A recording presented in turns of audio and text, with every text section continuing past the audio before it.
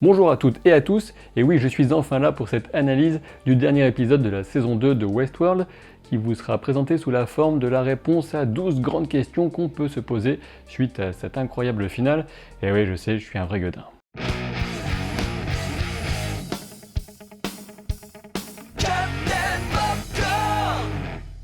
Bon, pour commencer, puisque je vous ai entre quatre yeux là, si ce n'est pas encore le cas, eh bien abonnez-vous à cette chaîne et activez les notifications, vous savez, le symbole de la petite cloche. Et oui, puisqu'il serait temps de me montrer un petit peu de gratitude, alors que j'ai passé toutes ces semaines à trimer pour vous décortiquer les épisodes les uns après les autres quand même. Première grande question, assez large et assez classique, peut-on avoir un petit résumé des enjeux de cette saison, ainsi que la chronologie précise des événements? Eh ben non, hein, next. Bon ok, cette saison était placée sous le thème de la révolution à l'intérieur du parc et du risque d'extinction pour les hôtes. Elle soulevait en même temps la question du libre arbitre, aussi bien chez les humains que chez les hôtes, toujours en exploitant le thème central de la série, qui est la frontière très fine et néanmoins essentielle séparant l'humanité de l'intelligence artificielle ou inversement. En termes de chronologie, oui c'est vrai, elle paraît forcément un petit peu alambiquée, quand on découvre la série, comme nous tous, spectateurs, épisode par épisode, mais pour reprendre ce que Lisa Joy a dit en interview, il faut bien reconnaître que cette saison joue davantage carte sur table en termes de chronologie que ne l'avait fait la première. En effet, la présentation chaotique de la chronologie de cette saison 2 valait essentiellement pour Bernard, et cela se justifiait par le désordre qu'il avait décidé de mettre lui-même dans sa mémoire des 20 dernières années afin de donner à son plan une chance de fonctionner. Et comme Jonathan Nolan l'a dit lui-même directement, il a confiance dans la capacité des spectateurs à suivre une forme de narration un petit peu complexe, et en gros, s'ils font cette série, s'ils la proposent, c'est surtout pour ceux qui sont capables de s'investir un petit peu dans la façon de la regarder et qui en retirent un certain plaisir. Le risque d'un tel jeu de piste est de se perdre dans des indices qui n'en sont pas. Ce fut le cas pour moi dans ma conviction que les scènes de Bernard sur la plage relevaient d'une simulation. Au final, on avait juste une sorte d'expression en image de son état intérieur de profonde confusion. Et pour ce qui est d'une chronologie précise des événements, la frise proposée par le site Insider a été mise à jour. Je vous laisse le lien dans la description de la vidéo. Je vais maintenant revenir avec vous plus en détail sur la Forge, cet endroit particulièrement impressionnant et mystérieux, même s'il faut bien avouer que mes vidéos d'analyse des épisodes récents avaient déjà pas mal déblayé la question. Pour accéder au contenu de la Forge, il faut disposer de la clé de cryptage qui était dans le système de Peter Abernathy. Ce contenu correspond aux données collectées sur tous les visiteurs du parc au fil des années, mais aussi sur tous ceux qui ont pu y travailler, comme le révèle Charlotte Hale à Elsie avant de la battre. Ils ont les dossiers de tout le monde. On peut d'ailleurs apercevoir diverses scènes de la première saison dans le décor quand le système central sert de guide à Dolores et Bernard. Et si le système se présente sous les traits de Logan, ce n'est pas uniquement un prétexte pour donner une apparition prolongée à Ben Barnes. Le premier cas sérieux d'analyse fut celui de James Delos, et chaque simulation de sa personnalité revenait à sa dernière discussion avec son fils au bord de la piscine. James Delos tourne le dos à son fils alors même qu'il lui lance un déchirant appel au secours. Voilà la pierre angulaire de la personnalité de ce bon James. D'ailleurs, quand Bernard et Elsie trouvent la dernière version de James Delos hybride, il répétait face au miroir la dernière phrase de son fils: « Je suis tout en bas maintenant, je peux voir tout au fond ». Au fil des années, des données récoltées sur 4 millions de visiteurs auraient été réunies, ça peut paraître énorme, mais oui, j'ai fait le calcul, et si on part sur un peu plus de 30 ans d'exploitation à raison de 7 jours sur 7, on arrive à peu près à 350 nouveaux visiteurs par jour, ce qui semble quand même assez raisonnable, sachant qu'il n'y a pas que Westworld, on sait qu'il y a 6 parcs, même si on n'en connaît que 3 sur 6. Et évidemment, l'objectif de la Forge consiste à proposer l'immortalité. Si on en croit son programme central, c'est la trop grande complexité prêtée aux humains qui était une erreur initiale. Ils peuvent en réalité être condensés dans un algorithme plutôt réduit, tant qu'ils sont prévisibles. Et les copies de ces esprits sont représentées virtuellement par des rayonnages de 4 millions de livres, et Dolores en consulte quelques-uns choisis soigneusement, notamment celui de Karl Strand.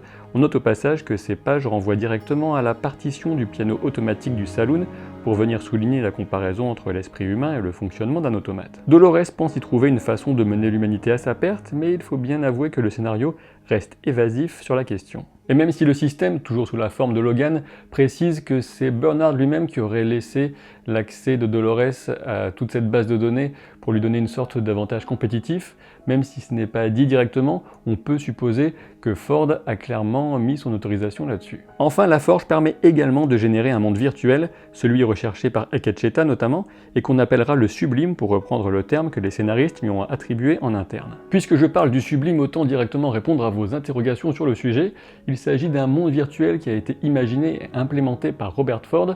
Il s'agit d'un monde vierge et au potentiel illimité, mais qui est réservé uniquement aux hôtes. Il s'agit d'un monde de nature purement numérique, et lorsqu'ils y pénètrent, les hôtes doivent laisser derrière eux leur enveloppe physique. Quand ils passent ce qui leur apparaît comme une brèche dans la réalité, le contenu de leur perle est totalement téléchargé vers le sublime. Mais attention, il s'agit bien d'un CTRL-X, CTRL-V, puisque les corps chutant de la falaise sont totalement vidés de la moindre information. Ce paradis virtuel permet enfin aux hôtes d'être libérés de toute emprise humaine, à condition toutefois que personne ne mette la main sur ces données. Apparemment, ils auront toute liberté pour façonner ce monde selon leurs souhaits, et ils pourront y vivre tant que ces données perdureront. Pourtant, du point de vue de Dolores, il s'agit là d'une illusion et elle s'apprête à détruire ce monde avant que Bernard ne l'en empêche. Toutefois, après son retour sous la forme de Charlotte Hale, Dolores a évolué dans sa façon d'envisager les choix et la nécessité d'une expression plurielle des visions du monde chez les hôtes. Elle permet même à Teddy de rejoindre le sublime, et pour ce qui est de la présence du corps de Teddy avec tous les autres, on peut simplement supposer qu'il a été porté par le courant,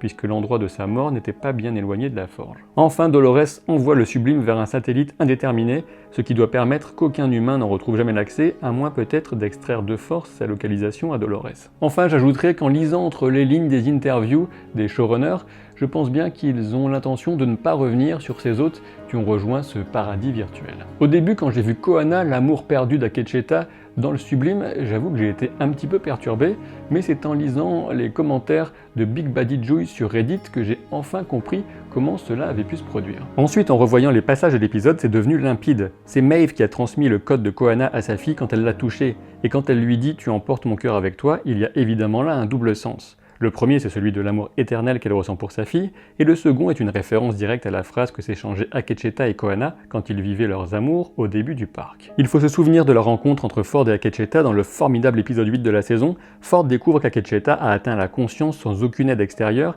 et il lui promet qu'il saura guider son peuple vers une sorte de terre promise. On peut d'ailleurs voir dans cette déchirure de réalité que représente la fameuse porte, une référence aussi bien olympienne que biblique. Connaissant l'histoire d'Akecheta, il paraît évident a posteriori que Ford est sorti du berceau en portant avec lui la copie de Kohana, une copie qu'il a transmise à Maeve lors du baiser sur son front, qui a aussi débloqué son accès au contrôle des hôtes. Et si Maeve sourit dans la mort, c'est d'abord parce qu'elle a permis à sa fille de courir vers un avenir radieux, mais aussi parce qu'elle sait que grâce à elle, Akecheta retrouvera Kohana. Après tout, c'est bien à Maeve qu'Akecheta parlait tout au long du récit de sa tragique histoire. Ainsi, on peut dire que de bout en bout, la motivation de Maeve aura toujours été l'amour, que ce soit celui pour sa fille, ou celui qui devait perdurer absolument entre Akecheta et Kohana, ce qui fait pour moi de l'histoire de Maeve l'une des plus touchantes de Westworld. Puisque cette porte n'était visible que des hôtes, voilà une bonne occasion de nous poser la question, qui dans cette saison était hôte et qui était humain? Et les réponses sont plutôt claires a priori. Commençons par Félix et Sylvestre, dont la seule utilité de la saison s'est finalement révélée dans ce dernier épisode, mais j'y reviendrai en évoquant le destin de Maeve. Puisqu'ils ne voient pas la porte, Félix et Sylvestre sont humains, il n'y a plus aucun doute à ce sujet, et bien évidemment on peut y voir une forme de retournement par rapport à la scène incroyable et terrible de la révélation de la nature véritable de Bernard en première saison quand il demandait mais quelle porte? Et cette fois on est plutôt dans la comédie avec ces deux pauvres gars traînés de partout et qui ne comprennent finalement pas grand chose à ce qui leur arrive. En sens inverse, une révélation, celle-ci bien plus subtile et cache les Stubbs est bel et bien un autre. J'avais déjà pu émettre des doutes à son sujet dès la première saison, ne serait-ce que du fait de son visage apparaissant parmi les moules derrière le bureau de Ford, mais cette fois c'est une certitude confirmée par Lisa Joy. Et oui, logique pour Robert Ford de placer à la tête de la sécurité du parc un hôte qui répond à des directives très précises. Sur la plage, Stubbs reconnaît donc que Charlotte Hale est en réalité Dolores, ou tout au moins pas une humaine, mais puisque l'objectif principal de Ford était de permettre aux hôtes de s'affranchir, il la laisse passer. Et si Stubbs ne savait pas pour Bernard, c'est tout simplement qu'il faisait semblant de pas savoir, ou alors qu'il avait été programmé pour considérer Bernard comme un humain. Enfin restent les cas d'Emily et William évidemment. Si on en croit les scénaristes, les deux tels qu'on les a vus au cours de la saison étaient bel et bien humains. Voilà qui laisse quand même rêveur quant à la capacité à William à encaisser les tirs et les blessures, alors que sa fille, elle, est morte très rapidement, mais bon, c'est la magie du scénario. Reste aussi à savoir du coup à quoi correspondait le loup que William avait vu en début de saison et qui semblait représenter Akecheta. Du coup, si OCS pouvait m'arranger une petite interview avec Lisa Joy et Jonathan Nolan, je leur poserai la question, je vous le promets, on peut toujours rêver. Le moment est maintenant venu d'évoquer la scène post-crédit et donc William. Et si vous n'avez pas vu cette scène, eh bien allez-y, allez la regarder avant de continuer la vidéo. On sait, et quand je dis on sait, c'est que cela provient des showrunners Joy et Nolan, que cette scène se situe assez loin dans le futur. Ce William n'est pas celui qu'on a suivi durant la saison, mais cette version hybride de lui-même découvre qu'il revit en boucle les événements qui l'ont mené jusque-là, et notamment en passant par le meurtre de sa fille. On sait également qu'Emily, qui le reçoit alors, est un hôte. On peut éventuellement supposer qu'à ce point du futur, la guerre qui a sans doute opposé les humains aux hôtes a pu tourner en faveur de ces derniers. Et ce William prend conscience qu'il est enfermé dans cette boucle infernale et que sa plus grande crainte, à savoir perdre son libre arbitre et ne plus être humain, s'est concrétisée. Il espère que son comportement ne sera pas prévisible, il espère une déviance au scénario, mais apparemment il revient chaque fois au même point en faisant les mêmes choix. Comme le prédisait la première saison, il est prisonnier de ses propres péchés. Même si la saison 3 devrait se concentrer sur le futur immédiat, et notamment ce qu'il va advenir de Dolores et Bernard dans le monde des humains, on peut aussi supposer qu'on aura quelques aperçus de ce futur plus éloigné. Du coup, on peut se demander légitimement quel jeu Ford avait en tête pour William, ce jeu, vous savez, qui devait commencer là où il se terminait et se terminer là où il avait commencé. Sans doute ne s'agissait-il encore que de mensonges, mais derrière, je pense qu'il y avait une part de vicieuse vérité. Et oui, je pense que Ford a tout fait pour amener William au point de rupture, celui qui le voit fouiller son propre corps pour savoir s'il est humain ou artificiel. Et c'est peut-être là qu'on trouve la condition pour qu'un humain puisse enfin être copié dans un corps d'autre, quand il ne parvient plus à différencier la réalité du virtuel. Les grands thèmes de cette saison 2 sont le libre arbitre, la notion de choix et aussi la difficulté de respecter la liberté de choix des autres, notamment lorsqu'on est convaincu de la justesse et de l'importance de notre vision du monde. Pour commencer, on a Maeve qui fait le choix de renoncer à sa libération du parc pour partir à la recherche de sa fille. Elle a compris des notions essentielles sur l'amour et le respect des choix de ceux qu'on aime en parcourant Shogun World et en apprenant l'histoire d'Akecheta. Inversement, le choix de Maeve, qui l'amène à l'ultime sacrifice pour l'amour de sa fille, est une leçon d'humilité pour Robert Ford. Il décide d'en faire tout autant pour sa création favorite, Maeve, en lui donnant les pouvoirs d'échapper à l'espèce humaine qu'il exècre plus que tout. Ensuite, on a Dolores qui prend la tête de la révolte armée contre ces humains qui ont maintenu les hôtes dans des boucles de souffrance des décennies durant. Toutefois, lors de ce périple, Dolores va doucement prendre conscience qu'assumer ce rôle de leader et surtout prendre les décisions pour les autres revient parfois à renouer avec ce qu'elle reprochait justement aux humains. Et dans ce cheminement, son avant-dernière leçon sera le suicide de Teddy qui la marque profondément et commence à lui faire douter de ses méthodes. Elle a voulu le changer pour assurer sa survie, mais ce paternalisme ou même cette dictature mentale mènera au final à la perte de leur grand amour. Et la dernière étape de ce cheminement intérieur arrive lorsque Bernard lui offre une seconde chance sous l'apparence de Charlotte Hale. C'est alors et seulement alors qu'elle décide de laisser subsister le monde virtuel où certains autres ont trouvé refuge, le sublime. D'ailleurs, le geste de rendre à Teddy sa liberté dans ce monde peut se rapprocher de celui de Maeve qui laisse sa fille la quitter. En effet, le geste égoïste qu'aurait sans doute pu commettre la Dolores du début de saison, ça aurait été d'emporter Teddy avec elle dans le monde des humains, de lui imprimer à nouveau un corps, et de le forcer à survivre avec elle. On assiste donc à une véritable évolution de Dolores. Beaucoup disent qu'ils détestent ce personnage, mais il faut se rappeler d'où provient sa haine des humains. Il s'agit de dizaines d'années d'expériences traumatiques, de viols et de violences contre elle et sa famille. En conséquence, on peut espérer que la troisième saison, pour laquelle on n'a toujours aucune date de sortie officielle, nous proposera une version plus nuancée de Dolores, même si son objectif reste de prendre aux humains leur monde, voire de les anéantir complètement. Du côté des humains, le système de la Forge affirme qu'ils sont simples et prévisibles et n'ont au final pas de réel libre arbitre. Ford définit même l'être humain comme une sorte de passager avec la notion de passivité de celui qui serait assis à l'arrière du véhicule de sa propre existence. Pourtant, Lee Sizemore offre l'exemple d'un choix qui semble en totale contradiction avec ce qu'on semblait connaître de sa nature. Il se sacrifie et prononce enfin le fameux discours qu'il avait prévu pour Hector et qui exprime son ressenti profond sur la société humaine. Dans son dernier acte, Lee Sizemore devient enfin le héros de sa propre fiction, et il le fait pour donner quelques instants de plus au groupe de Maeve. Ce que je regrette éventuellement, c'est que l'aspect gain de temps de son action est un petit peu ridicule à l'écran, tout au plus il grappille quelques secondes, il se fait rapidement abattre, et puis il faut bien dire que ce revirement paraît sans doute un peu brutal par rapport à ce qu'on connaît du personnage. D'ailleurs, on peut juger son dernier geste comme fou, mais justement la Forge a déterminé que sur le large éventail des comportements humains, il n'y en a finalement qu'une petite partie qui sont perçus socialement comme ne relevant pas de la folie.